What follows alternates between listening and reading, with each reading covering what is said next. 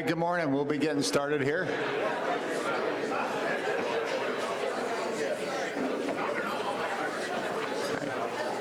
So my name is Hal Smith, and I have the distinct honor of being president of the BPCA of New York. So I'd like to welcome you and thank you very much for being here. Appreciate it. So I'll start out just because I know there's some confusion. The BPA, which is the national organization, has had their regional New York conference here every other year in Saratoga. And the BPCA, not that our names sound alike, but the BPCA of New York, which is a different organization totally than the BPA, we decided to fill in the opposite year so that all contractors in New York come to Saratoga every February. I mean, can you think of a better place to be than Saratoga in February? So hopefully this is our first event for the BPCA. We sold out. It was like crazy. We didn't expect to sell out, but the last couple of weeks we've had to turn some people away. We're going to do our best to record these sessions, all of the breakouts, so we'll be able to get the recordings off to the people that weren't able to make it. Yeah, so appreciate that. I wanted to thank our sponsors. I don't know, can we put our sponsors up or not quite yet?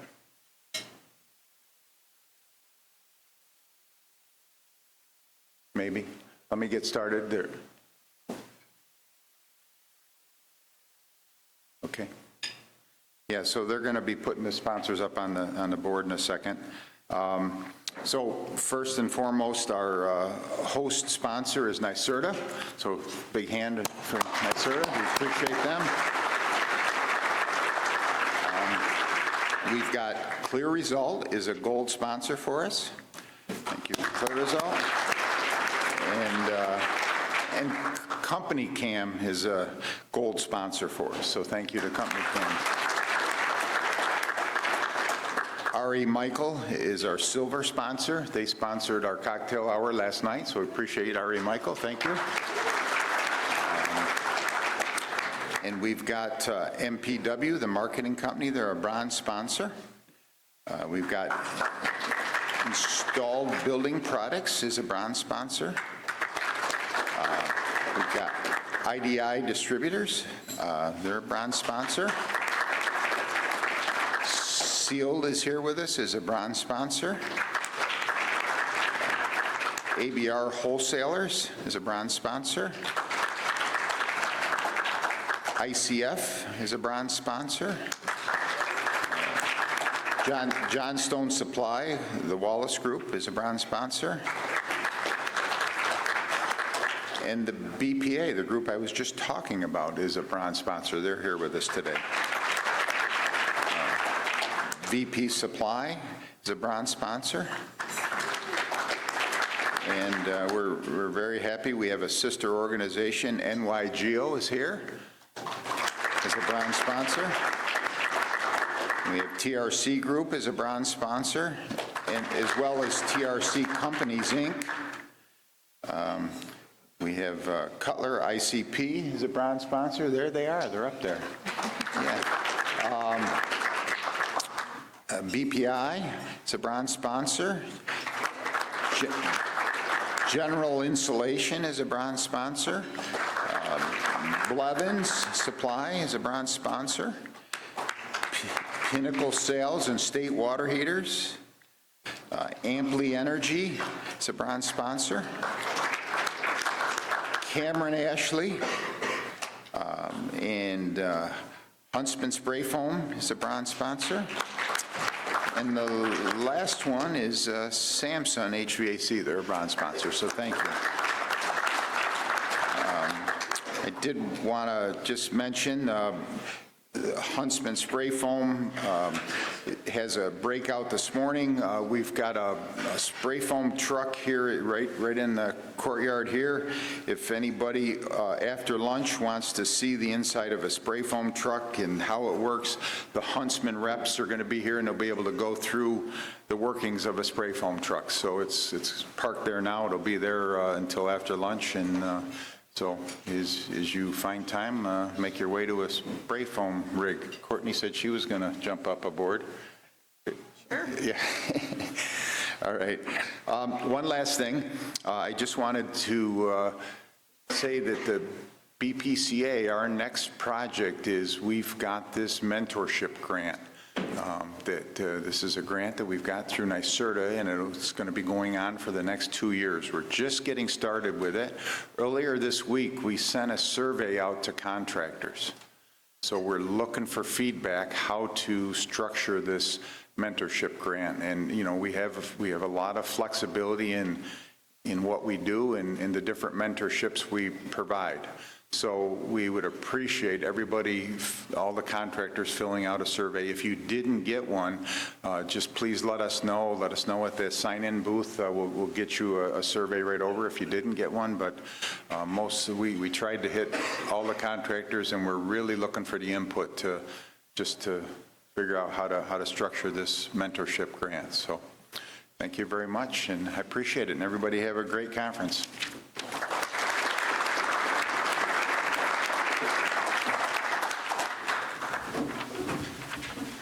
Good morning, everybody. My name is Trevor Reddick from Kearns & West. It is my pleasure to be here with you this morning. Hope you enjoyed the networking and trade show this morning. We will hear in just a moment some opening remarks from our keynote speaker, and then we will go into morning sessions from 9:30 to 12:30. We will then come back here for lunch from 12:30 to 2. Then we will have afternoon sessions running until 5:45. We will then turn to our reception, which will be in the foyer. Thank you to our sponsors. And then lastly, we'll be going to the evening social. That will be happening at 7:30 tonight at Artisanal Brew Works. If you check the back of your name tag, you will see a QR code where you can be able to join the app and see the entire agenda for the day. With that being said, I think one of the key messages we'll be hearing from the various conversations we have are that there are many challenges facing us, and that we are definitely facing a very interesting time for this market and this industry. But I think what we will see is that with great uncertainty, a clarity of vision and commitment will be what carries us through, and I think there will be some great presentations today and tomorrow that will underscore that. So without further ado, it is my pleasure to introduce Courtney Moriarta, Director of Single Family Residential at NYSERDA, with our keynote speech. Thank you, Courtney.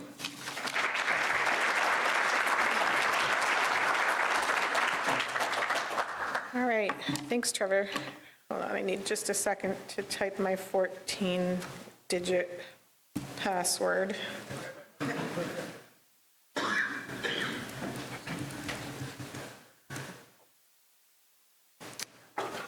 Okay. All right. Well, it's a pleasure to be here. I'm not Doreen Harris. I think there are some parts of the app that still say Doreen on here. Doreen really wanted to be here and sends her regrets, but hopefully I'll be able to fill in for her and do her justice. And these are my own remarks, but I did want to just say it's really amazing to see what the Building Performance Contractors Association has done here today. Like when they said they wanted to put together a conference several months ago, we thought, you know, that's great, we want to support you, but never in my wildest dreams did I think it would be this big on the first year. So it's a really amazing what you all have done here, and really impressed with everything that these guys are doing. BPCA has turned into a really great organization and are doing a lot of great things. So without further ado, let's see if we can do this. So I want to take you on a little journey back to 1975 to get us started. I was 6 years old at the time, going into Mrs. Nash's first grade class. Now you know how old I am. A few things were going on that year. We were just coming out of a 2-year recession. Some of you may remember waiting in line and rationing of gasoline. How many people remember that? Oh, it's not very many. It's a young crowd, man. Okay. And maybe just to give you some perspective, I pulled up some statistics on what that recession was like. If you think that things maybe are bad now or have been bad in the past couple of years, unemployment peaked at 9% nationally. 2.3 million jobs were lost. The dollar had an average inflation rate of 10% per year between 1973 and 1975. It was the worst economic crash since the Great Depression, and we just started pulling out of it around this time in 1975. So that's what was going on there. So what else was going on? 1975 was also the year that the Vietnam War ended, at least for us. The construction of the Trans-Alaskan Pipeline began, entering a new era of energy for the United States. A guy named Jimmy Hoffa disappeared. The Department of the Interior declared the grizzly bear to be on the endangered species list. Since we just had the Super Bowl, I would like to remind you that the Pittsburgh Steelers won in 1975. Also, there was a small tech startup company that was founded by a guy named Paul Allen and his partner Bill Gates, called Microsoft. There was also a toy that hit the markets that I think carried us through for the next 10 years, called the Rubik's Cube. And then a group of late-night comedians joined a new show called Saturday Night Live. And does anyone know who the host was of the first Saturday Night Live show? Yeah, you got a gold star. Nice. I won't do a George Carlin bit while I'm up here. And then just to give you some other flair, some consumer products that were introduced in 1975 included Betamax, Big Red Gum, Country Time lemon-flavored drink mixes, Famous Amos chocolate chip cookies, Freshen Up chewing gum, Miller Lite, something called the Terrible Towel, which I do not remember, and Warheads candy. And then last but not least, people who were born in 1975 include Angelina Jolie, Kate Winslet, Drew Barrymore, Tiger Woods, and Bradley Cooper, which kind of blows my mind because in my head, none of those people are the same age. So I don't know how that happened, but that's 1975. There was one more thing that happened in 1975, and the reason why I'm taking you back there is that it was also the year that NYSERDA was founded. So we're celebrating our 50th anniversary this year, and I wanted to, this is hot off the presses. We just developed a video, and I want to play it for you. New York State, a place where innovation thrives and determination knows no bounds. A future in the making, powered by clean energy, is unfolding before our eyes. We're starting a journey for others to follow. It's a journey we're all part of, driven by our shared commitment to healthier communities and an equitable transition to clean energy. This transition is more than a choice. It's a pledge to a better future for every New Yorker. It's not always easy, but it's leading us to a future where sustainability and prosperity go hand in hand. Together, we're setting the standard for what's possible, inspiring change far beyond our state's borders. We're rolling up our sleeves, revitalizing common spaces, and transforming communities with clean energy solutions.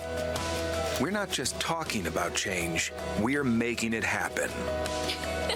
This transition brings healthier homes and cleaner air, ensuring a way of life for future generations.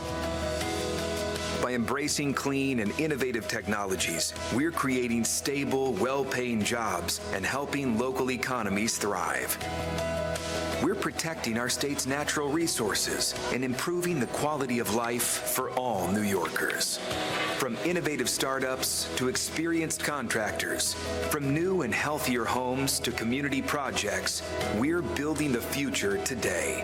A future where clean energy is the norm and every effort counts. a future we all want to live in. New York, this is our moment. This is our future in the making. So let's seize it together.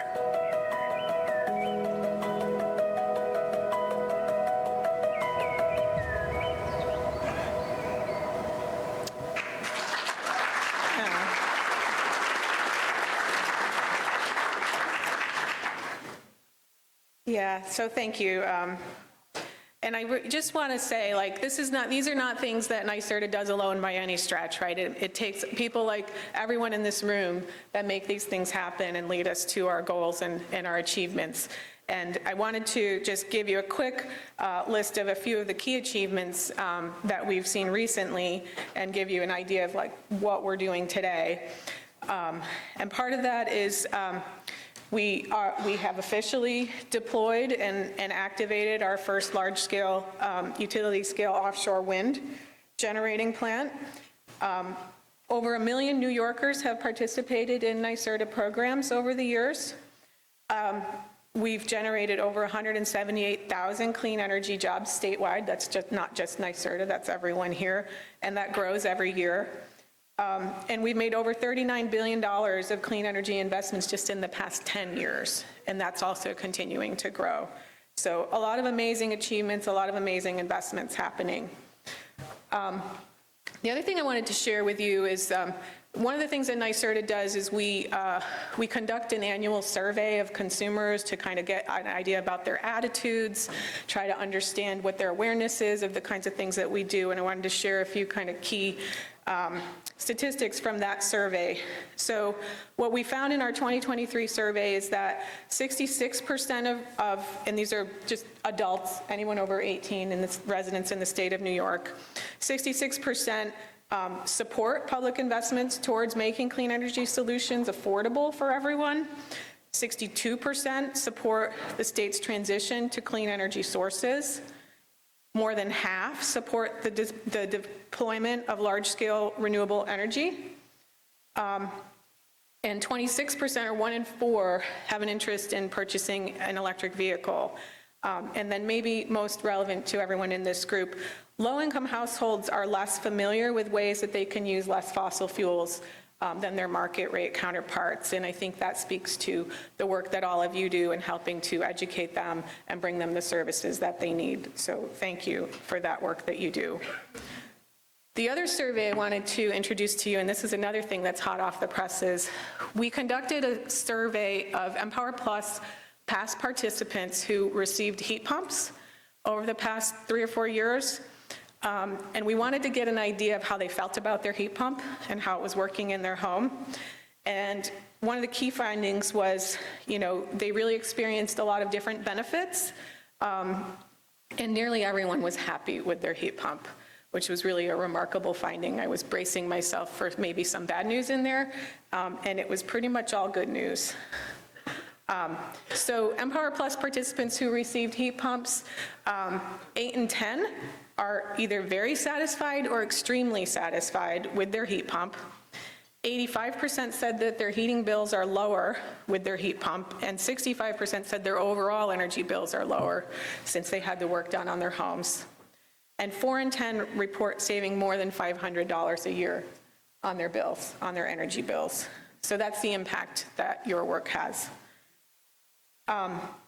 We also conducted some interviews alongside the survey, and this was one of the quotes that I thought was worth sharing. So this person says, "My wife was concerned that the heat pump heats and cools, and that seemed counterintuitive. Growing up, we had 2 different systems in our homes to do that, and it just didn't seem possible. So we were worried, could it be effective at doing both?" Again, these are some of the things that we need to overcome in the market, is to get people to understand how these heat pumps really work. But we found that 75% of people said the heat pump makes their home more comfortable. 88% were extremely satisfied or very satisfied with the heat pump's ability to keep their home cool during the hottest day of the year. And 67% were happy with the way that the heat pump kept their home warm on the coldest days of the year. And then we had people talking about a few of the different benefits that the heat pumps bring to them. So one talked about comfort. This person was worried about making the house warm for their 85-year-old mother. And when even with the boiler that they had, some rooms were still freezing when the boiler was running, and now with a new heat pump, their mother is comfortable. There was the convenience factor. This person talks about how they heated their home with wood, and wood is a real pain. And they were really excited about the opportunity to upgrade to something that didn't require them to have to deal with all of the challenges that go along with wood. And then predictability. We also had someone mention that they had recently moved to upstate New York from Long Island and they had propane in their home and didn't realize that propane runs out and you have to refill it. And also they were not aware of the price of propane until they experienced it firsthand. So getting the heat pump really helped them out as well. So I bring this to you because I want you to understand that we are really aware of the work that you do and how important it is. And there's definitely growing awareness out there among the consuming public, among homeowners in New York State that are really supportive of the work that you do. And you really all should be proud of what you do and the work that the BPCA is doing to help advocate on the part of the industry. So with that, I'll just leave you with some information if you want, some contact information if you want to learn more. And I really hope that everybody has a great conference. I know it is challenging times, as Trevor mentioned, but we're all in this together, and we'll get through it. We've been through 50 years, so we've been through a lot of changes over the years, and we'll get through this one too. So thank you, and have a great conference.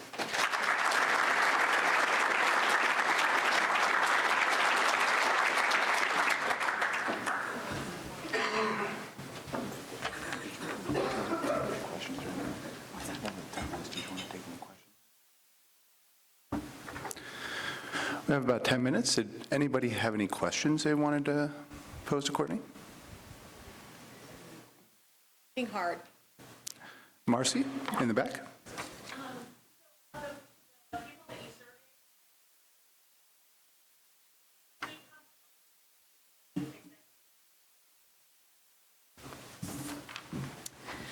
Yeah, so there were a few that had some comfort issues for sure. And then there were a few that did have some cost issues.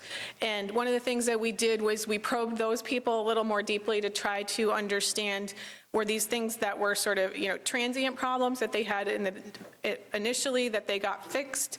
And the vast majority of them were in that category, that they had some issue that was just something that it wasn't quite installed quite right, or they didn't know how to operate it correctly. And once they rectified that with their contractor, there were a couple warranty issues that got resolved. But by and large, most people felt that, those issues they had at the beginning were resolved, and then they were happy with the heat pump.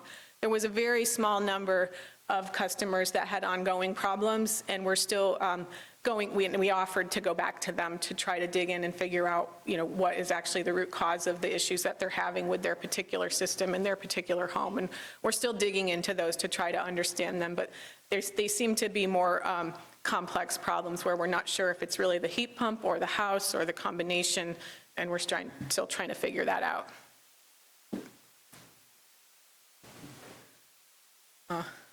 Yes, we've got one right here.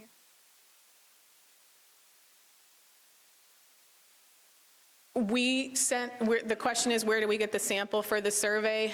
We sent a survey invitation to every homeowner that we had on our list that had participated in Empower Plus and received a heat pump.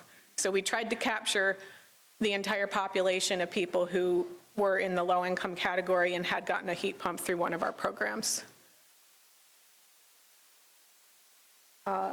Yeah, I've got somebody right here. How much of it was downstate and how much was upstate? We do have that breakout. We did the breakouts by region and county. It was definitely a lot more upstate. I don't remember the exact number, but it was definitely, kind of tilted more towards upstate in this particular, set of respondents. Yeah, right here in the middle. Hi, Courtney. Just wondering about the timing of this. Was this survey taken or the results given after this brutal winter we've been experiencing, or is this from last year? So probably most of the responses would have been more relevant to last year, because I think we fielded the survey in November, December of last year. So yeah, they probably wouldn't have experienced too much of the kind of cold that we've had this year. And I think there were some people who said that like they hadn't had the heat pump in very long, so they weren't sure yet.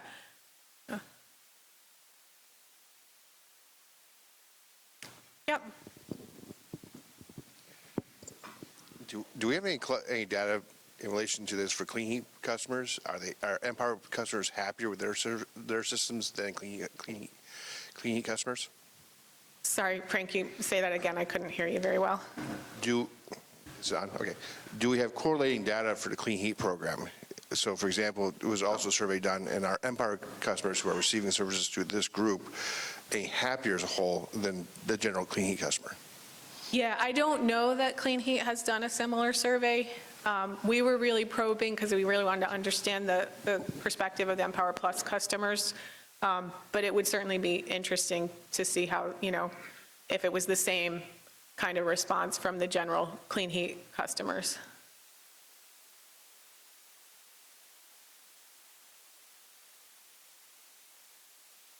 And we're still compiling the results. So like I said, we literally just got the results last week, so.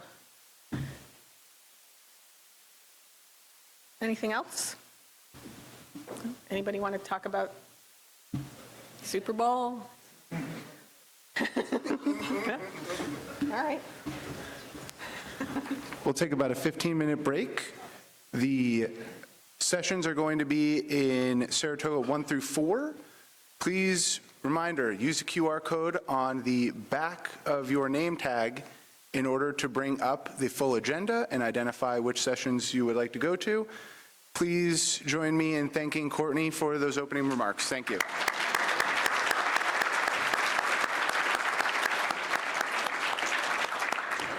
See you at 9:30.